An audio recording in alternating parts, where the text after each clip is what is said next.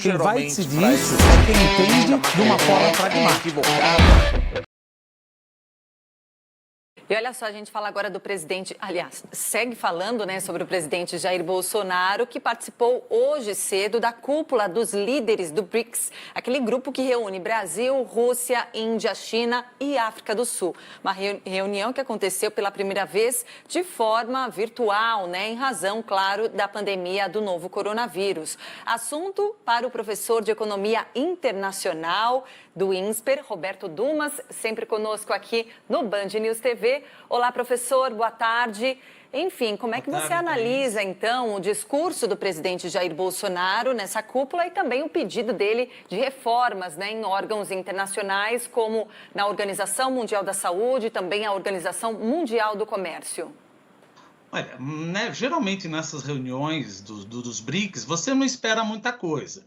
Mas agora o momento protecionista, o momento que nós vimos em relação à Organização Mundial da Saúde, abriu flanco justamente não só para o Brasil, mas também para, por exemplo, se você perceber o discurso do primeiro-ministro Narendra Modi, todo mundo começou a pedir reformas à Organização Mundial da Saúde, à Organização Mundial do Comércio e o FMI. Mas esses pedidos de reforma, na realidade, já estão ocorrendo há tempos. E esses países não estão perdendo tempo. Por exemplo, eles já estão montando estruturas paralelas, que eles falam não é para substituir, mas para complementar essas estruturas que, ao ver do Brasil, Rússia, Índia, principalmente Rússia e China, e no outro caso a África do Sul, elas não dão a devida projeção a esses países de acordo com o peso econômico que eles têm no mundo. Por exemplo, o que seria uma estrutura paralela, complementar ao FMI? O New Development Bank, o Banco dos BRICS, que já tem aí a participação de todo mundo, tá? Da participação dos BRICS, obviamente, e abertura possível para outros países da América Latina e outras estruturas. Por exemplo, em termos de infraestrutura, a Rota da Seda, ou seja, sem saber, sem pedir recursos do Banco Mundial, já se sabe que o China Development Bank, o New Development Bank, vão acabar financiando grande parte dessa expansão de quase $1 trilhão aí da China para grande parte dos países da Ásia, da África e chegando até um pouco na Itália. Outra parte, o Summit dos BRICS, como você acabou de colocar, o que está acontecendo agora. Isso, mais ou menos, é uma substituição ao G5, ao G7, ao G10. Então, é uma maneira de falar, olha, como eu não sou bem representado, esse é um ponto nevrálgico dessa reunião. Aproveitaram a pandemia, aproveitaram a bateção de cabeça e falou, olha, a gente precisa reformar porque nós estamos indo sozinhos já.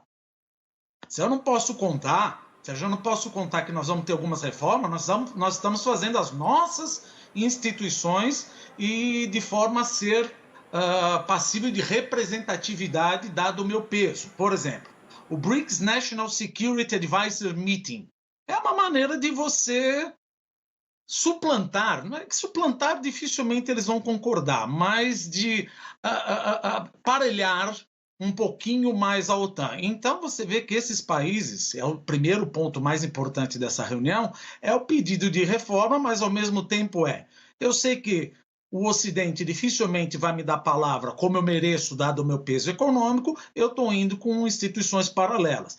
O outro, como você bem colocou, é a fala do Bolsonaro.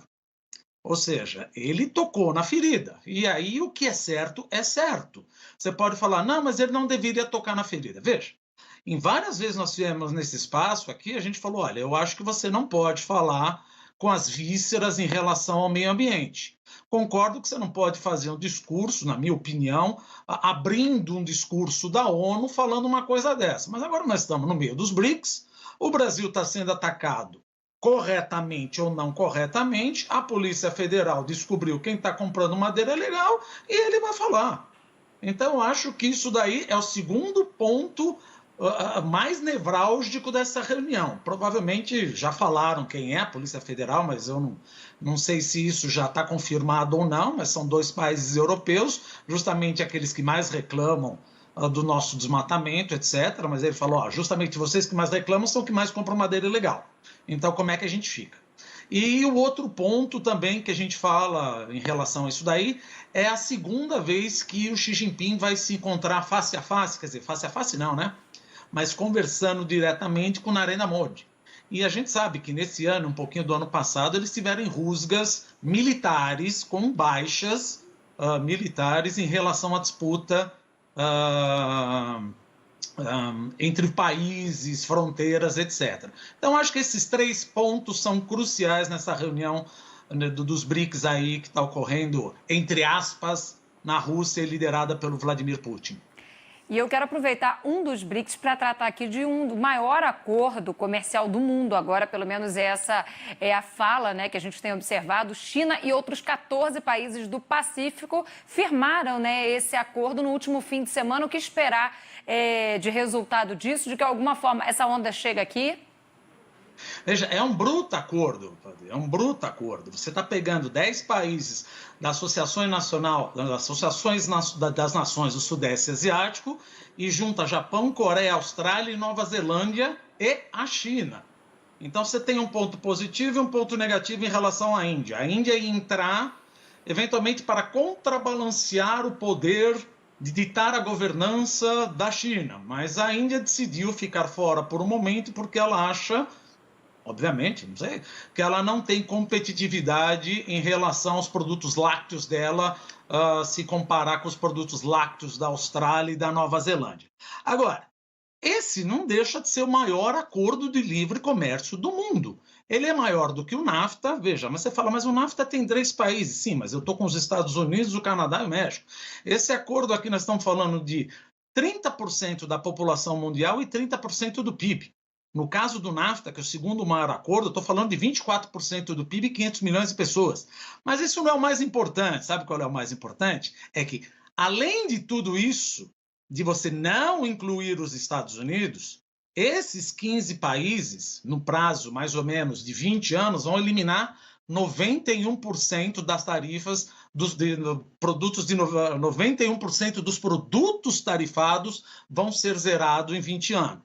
Outro ponto, dá mais flexibilização e revitaliza e consolida as cadeias de suprimento na Ásia. Por que isso? Porque existe o grande fio da meada, que é a origem. Como a origem, por exemplo, você vai gozar dessa flexibilização e dessa isenção tarifária desde que tantos por cento de determinada mercadoria, determinado bem, seja produzido dentro desses 15 países. É uma maneira de você tergiversar absolutamente toda e qualquer sanção dos Estados Unidos. Os Estados Unidos colocam uma tarifa na China, o que o cara vai fazer? O cara vai lá e produz no Vietnã. Utiliza equipamento da China, põe a tarifa no Vietnã. Ele vai lá e produz no Camboja, vai no Mianmar, vai em Laos, pega coisa da Coreia, pega coisa do Japão.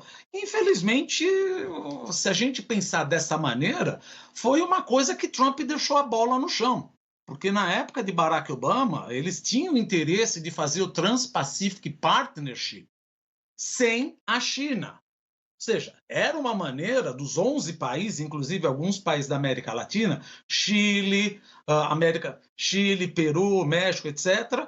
Mas Trump decidiu sair em 2017. E isso, o que aconteceu? Deixou completamente agora isolados os Estados Unidos na Ásia. Mas será que Joe Biden vai voltar para o TPP? Não dá para saber, mas não vamos esquecer também que quem parte da vitória de Joe Biden veio do Rust Belt, que é a turma lá de Michigan e do oeste da Pensilvânia, que sempre foi contra o acordo do TPP. Mas que isso isola os Estados Unidos no comércio internacional. E Joe Biden está com uma batata quente na mão, ele está, Patrícia.